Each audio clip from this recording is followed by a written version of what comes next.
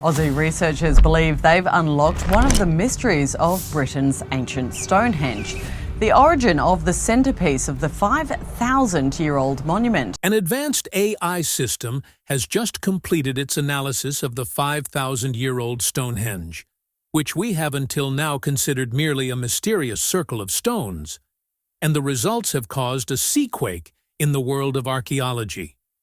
Because what the AI revealed isn't the story from history books. Until now, people had speculated it might be a temple or a solar and lunar observatory. But the AI's data model clearly indicated, no, it's something else, something whose purpose goes beyond mere observation.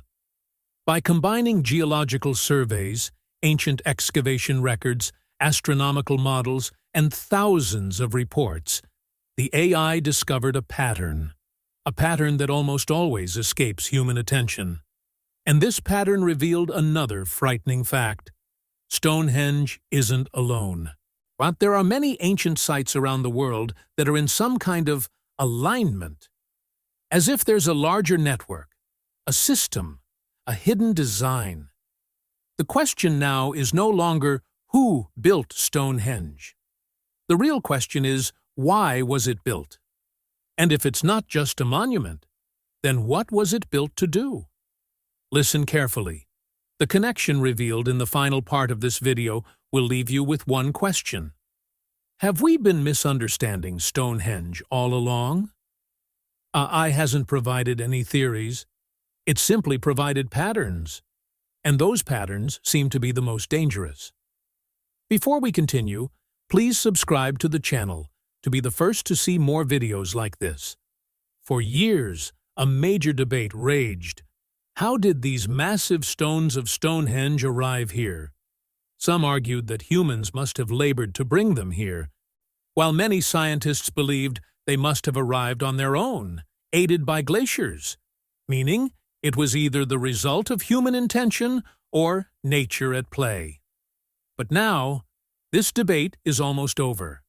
And the reason is an advanced AI system trained on thousands of data sets. This AI didn't just look at one or two reports, but also integrated geological surveys, decades-old excavation journals, transportation studies, and environmental data. It wasn't guessing, but looking for patterns. Patterns no human could piece together in their entire life. When it analyzed Stonehenge's small but crucial bluestones, one thing was confirmed: the stones came from Wales. Many experts already suspected this, but the AI proved it at the chemical and mineral level. This meant it was now clear that humans must have transported these stones, as the movement of glaciers over such a distance was considered nearly impossible. But as soon as this one question was solved, another major mystery was revealed. The AI noticed that Stonehenge's most distinctive stone, called the altar stone, didn't match any other stone from Wales. Its mineral signature was different. Its chemical fingerprint was different. This meant this stone came from somewhere else. But where? If the bluestones came from Wales, why was the altar stone's source different? Was it deliberately brought from a different location? And if so, why? This is where the story becomes even more interesting, because the AI answered one question. But that same answer revealed a new, even deeper mystery. When the AI confirmed that the bluestones came from Wales, the research team thought the stone's story was finally complete. But the real shock was yet to come. As soon as the AI ran its geochemical analysis on the altar stone, the picture suddenly changed. It wasn't just a superficial difference. Even the chemical fingerprints hidden within the stone were distinct. The AI began matching its minerals, elements, and composition to sandstone from different regions of Britain. And the results astonished everyone. The closest match for the altar stone wasn't found in Wales or southern England, but in the Orcadian Basin in the far northeast of Scotland. This location is hundreds of miles from Stonehenge. Imagine a stone that would have required people of that time to transport it not only across land, but also through difficult sea routes. This wasn't a mere guess, but the AI proved it using 3 different methods. The first was sedimentary signatures, patterns of stone layers found only in certain locations. The second was provenance archives, decades of fieldwork, and records of old samples used to track the stone's origins. And the third was fieldwork cross-references, direct matching with previously published excavations and geological studies. The answer at all 3 levels was the same. The altar stone came from Scotland. The question now became not just where the stone came from, but how it was transported here. At that time, there were no wheeled vehicles, modern ships, or cranes. Yet, this stone arrived here from hundreds of miles away. This clearly implies that Neolithic people possessed not only strength, but also a deep understanding of planning, navigation, and transportation that far surpassed our imagination. This discovery suggests something significant.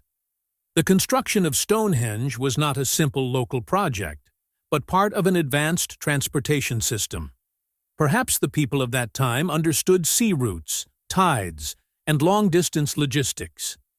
This means it wasn't just a pile of stones, but a symbol of a society far more organized and technologically capable than we imagined. A Neolithic logistics. Sea transport theory. Now that it was clear that the altar stone came from the Orcadian Basin in Scotland, the next major question became, how was it transported here? It wasn't a small stone that a few people could have lifted. It weighed around 6 tons. At that time, there were no wheels, no modern roads, no machinery. Therefore, transporting it by land alone seems almost impossible. This is where researchers zeroed in on a new possibility: a sea route. Many experts believe that the people of that time may have transported these stones by sea. This doesn't necessarily mean they had large ships like today, but they certainly had the intelligence to use wooden boats or floating platforms.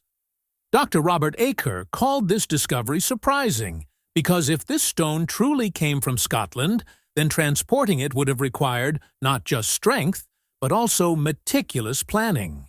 Here Professor Chris Kirkland explained that transporting such heavy blocks over such long distances suggests Neolithic people possessed a basic understanding of maritime navigation. It wasn't just about sailing a boat. They also had to have knowledge of tides, when the water would rise, when it would fall, and when travel would be safe. Without this understanding, transporting heavy stones across the sea would not only be risky, but nearly impossible. Imagine bringing a 6-ton stone from hundreds of miles to the sea, then loading it onto boats, timing the tides at the right time, and finally safely unloading it. All of this couldn't have happened in a single day. It must have taken generations of hard work and organized planning. This discovery points to something significant. The people who built Stonehenge weren't just ordinary farmers or hunters.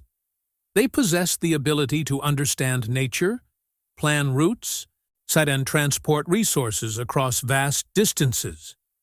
As the true locations of the stones began to emerge, one after another, the picture became clearer. First, the blue stones were confirmed to be from Wales. Then, the altar stone's connection to Scotland was revealed. But the story didn't end there. The source of Stonehenge's large sarsen stones was found to be linked to the Marlborough region. This means that different stones were brought from different parts. Now imagine blue stones from Wales, a sarsen from Marlborough, and sandstone from Scotland, all gathered in one place. This doesn't seem like a coincidence. If nearby stones could have sufficed, why was there a need to bring heavy rocks from such great distances?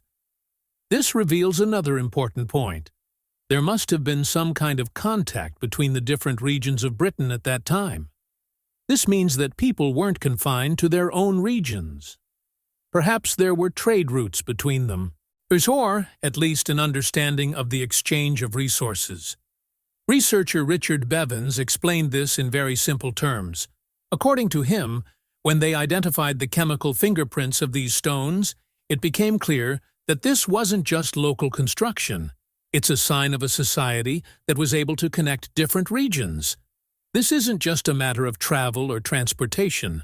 Organizing people for such a large project, bringing stones from different locations, and then fitting them in the right place. All this requires a thorough planning. Acoustic discovery begins. As the story of the stone's origins and their journey unfolded, Stonehenge was seen as an engineering marvel. But in 2020, an experiment was conducted that added a new dimension to this story: sound. Acoustic engineer Trevor Cox and his team at the University of Salford realized that understanding Stonehenge required understanding not just its stones, but also the experience within. Ancient people spoke of experiencing a strange atmosphere within this place. To do this, the team created a highly accurate 1:12 scale 3D model, a smaller but completely accurate version of the real Stonehenge. This model was placed inside a specially constructed acoustic chamber, where external noise had no effect. Then the tests began. They generated sounds within this model, such as human conversation, music, and ambient sounds. The goal was to see how sound would behave inside the real Stonehenge. The results were extremely interesting. A reverberation of about half a second or 0.5 seconds was detected within the model. This meant that the sound resonated for a short time, making it sound deeper and more impressive. Words spoken inside felt richer and more powerful. But as soon as the sound went outside the circle, this effect disappeared almost immediately. That means there was a different acoustic world inside, and a completely normal environment outside. This was unusual. Stones standing in an open field don't produce such an effect on their own. Normally, stones scatter sound or create a strong echo. But here, there was no echo, only a controlled echo. This means that Stonehenge's structure was designed to trap and amplify sound. Imagine that when someone spoke inside this circle, their voice would have sounded more powerful than usual. Perhaps sounds like music or chants would have felt even deeper. The infrasound layer. Trevor Cox's acoustic experiments demonstrated that sound behaves differently inside Stonehenge, but the story didn't end there. Acoustics researcher and musicologist Rupert Till then focused on another interesting aspect: the sound capacity of the stones themselves. He specifically studied the Welsh bluestones, one of the most mysterious parts of Stonehenge. When these stones are lightly struck, they emit a metallic sound, as if a bell or piece of metal has been struck. For this reason, in some places, they are also called ringing stones. This wasn't just a strange coincidence. When Rupert Till's team modeled the acoustic properties of these stones, they found that the sounds they produce can not only be heard, but also felt. And the arrangement of these stones creates a unique low-frequency resonance. This means that sounds could have been produced here that are not directly audible to the human ear, but still affect the body. This is called infrasound. Infrasound is a very low and deep frequency that cannot be heard, but the human body can perceive it. It can sometimes produce strange feelings for no apparent reason, like a sudden sense of surprise, or a mild fear, or even uneasiness. Even today, some scientists believe that infrasound can evoke emotional reactions in humans.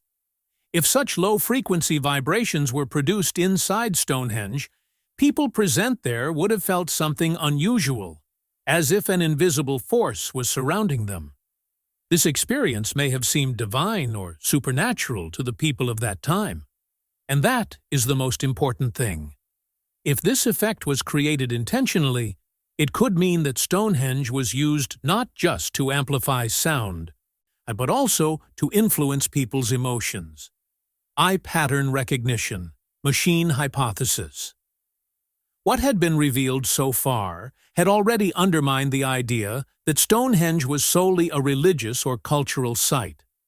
But when the AI ran its deep pattern recognition model, the story took another major turn. This AI wasn't just looking at the location or source of the stones. It was trained on complex data sets, including magnetic field data, environmental physics, acoustic studies, and engineering reconstructions of ancient structures. This meant it wasn't just understanding where the stones came from, but also how they behaved together.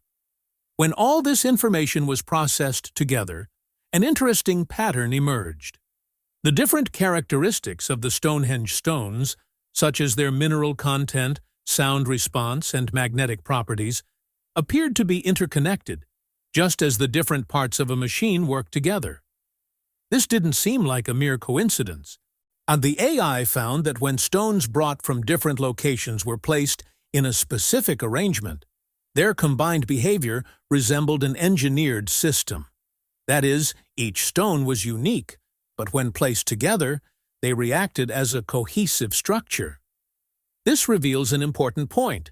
If the stones had been chosen solely for symbolic reasons, such as religious significance or beauty, their physical properties wouldn't necessarily be so coordinated. But according to the AI's analysis, these stones appear to have been selected with their physical capabilities in mind, just as the right component fits in the right place in a system. This suggests that this construction was not merely symbolic. It could also have been functional. That is, Stonehenge was built not just to be seen, but to do something. The AI didn't draw any conclusions, but the patterns it revealed certainly raise a question. Was this structure the result of a deliberate design? To psychological weapon. Theory. Over the years, many visitors to Stonehenge have reported similar experiences. They report feeling strange while standing there. Some report feeling a slight vibration in their body. Others say the air feels heavier in a different way. And some even feel as if an unseen energy is present nearby. These experiences were often dismissed as mere imagination or the effects of the environment. But when research into acoustic and infrasound emerged, our research teams began to examine these reports from a new perspective. If low-frequency vibrations were generated within Stonehenge, it's possible that people present there might have felt something without even hearing the sound. This is where scientists considered a possible explanation. According to the research team, if such an acoustic system was intentionally created, it couldn't have been solely for the sake of creating an atmosphere. Such a structure could have heightened emotional responses in a crowd, such as a sense of fear or a sense of surrender. If someone were to stand in such an environment and unconsciously feel an invisible vibration, their experience would be anything but ordinary. It might even seem divine or supernatural. It's also possible that such an atmosphere could have made people feel a greater power present during a ritual or gathering. That is, the structure could have created a situation where people felt small in the face of a higher power. The research team concluded that, under the right circumstances, some structures like Stonehenge could have been used to influence collective emotions. This doesn't necessarily mean that it was designed as a weapon, but it's certainly possible that its design enabled experiences that could influence people's thoughts and emotions. Centralized power, not unity. Discoveries to date have shown that Stonehenge's construction was not simple. But another major question arose. How could such a massive and complex structure have been built? Was it the result of the combined efforts of different tribes, as has often been believed? To answer this question, the AI analyzed not just the stones or the structure, but also social organization. The AI ran social simulations based on available archaeological records and labor requirement estimates. This meant attempting to understand how many people, how much time, and what kind of coordination would have been required to build such a massive project. The results were intriguing. But according to the simulations, transporting such heavy stones from far away, placing them in the right place, and building the entire structure with precision, all of this would not have been possible through loose collaboration among different tribes. AI's model indicated that such a structure would have required strong, centralized leadership.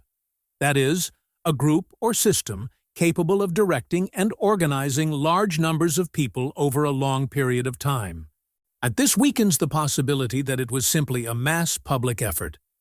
Instead, it suggests that a small but influential group was likely planning the construction. A group that could gather resources, employ people, and continue this work for generations. This doesn't necessarily mean there was a formal empire or king, but it certainly raises the possibility that the society had some kind of superstructure or leadership system. The celestial alignment discovery. As the AI began to delve deeper into the structure and position of the stones at Stonehenge, it delved into another interesting area, its relationship to the sky. To do this, the AI reconstructed star maps dating back approximately 5,000 years, examining what the sky might have looked like at that time. Until now, it was believed that Stonehenge was aligned with the direction of sunrise and sunset of the sun and moon. But when the AI compared the precise positions of the stones with ancient star maps, a new discovery emerged. The alignment of some stones appeared to point to an area that wasn't associated with any specific star or planet. It was an empty part of the sky. That is, there was no bright star, no obvious celestial body, yet the structure pointed in that direction. This didn't seem like a coincidence, and the AI assessed the possibility of this situation and found that this alignment may have been intentional. In addition, previous acoustic studies had shown that Stonehenge's internal structure could create a kind of resonant chamber. That is, it has the ability to amplify and control sound. When these two things were considered together, alignment with a specific direction in the sky and the amplified effect of sound, a new possibility emerged. It's possible that the structure wasn't built solely to observe celestial events, but its purpose was also to influence the experiences of those present. If the sound and atmosphere combined to create a specific experience during a gathering, and at the same time the direction of the stones aligned with a specific celestial point, it could have deepened the collective experience.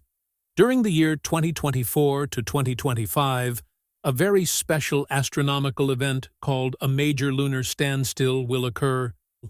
And this occurs once every 18.6 years, when the moon reaches its most extreme positions.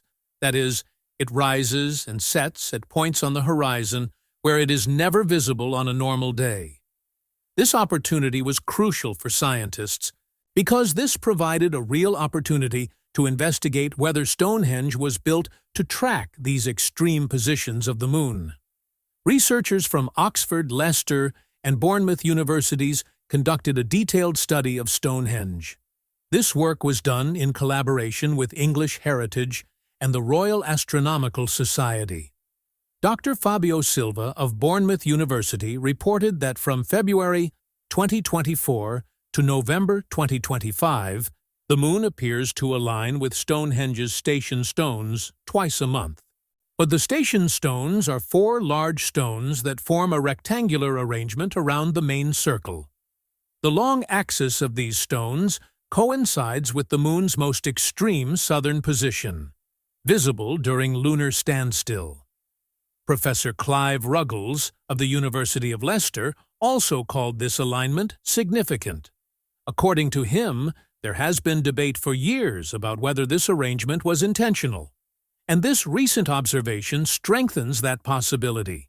Now, this also brings to light another interesting fact: the 56 Aubrey holes surrounding Stonehenge.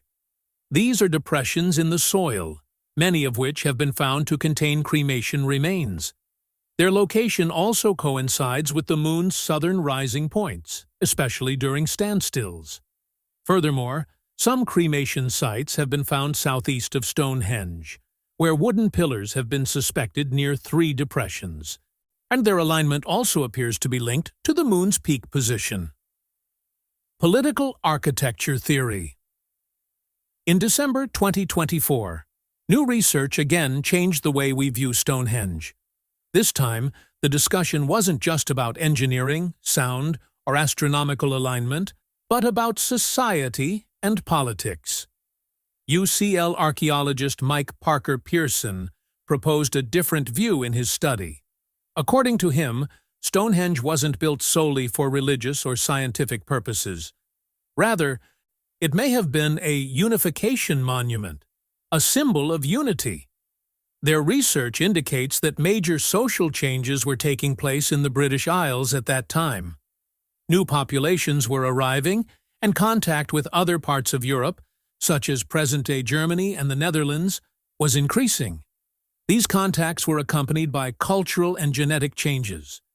In this context, Stonehenge may have been a structure that connected diverse communities under a shared identity. When stones were brought from different regions, this may not have been the only part of the construction. It could also have been symbolic, a sign indicating the participation of each region. That is, the structure could have served as a means of uniting people under a common purpose. But there's another aspect to this idea. If it was a symbol of unity, it could also have been a symbol of power. Because completing such a massive project required resources, labor, and organization, it's possible that there was a leadership behind the construction that controlled all these elements. From this perspective, Stonehenge could have been a display not just of unity, but also of power. Final AI synthesis. When all the different revelations about Stonehenge were put together, an interesting yet thought-provoking picture emerged. AI analysis of the structure confirmed 3 key points. First, the stone's alignment with the sky. This isn't limited to the sun and moon, but also appears to be linked to specific celestial directions. Second, its acoustic capabilities. Stonehenge's internal structure allows sound to resonate and sustain, creating a unique experience for those inside. Third, the selection of stones. Stones brought from different regions appear to have been chosen not solely based on availability, but also for their physical characteristics. When these 3 elements, astronomical alignment, acoustic effects, and geographical selection, are considered together, several possibilities emerge. It's possible that this structure was used to influence the environment, such as creating a specific atmosphere by amplifying sound. It's also possible that it was used to deepen the collective experience during certain rituals. Some experts have even suggested that this structure could have served as a kind of warning system, where the ability to recognize and respond to natural phenomena was crucial. But it's important to understand here, AI hasn't confirmed any of these possibilities. It simply analyzed data and uncovered patterns. Interpreting these patterns is the job of human researchers. AI has given us clues. It's our responsibility to interpret them. If you enjoy learning such mysterious truths, subscribe to the channel now to be the first to see every new revelation and the truth about ancient mysteries.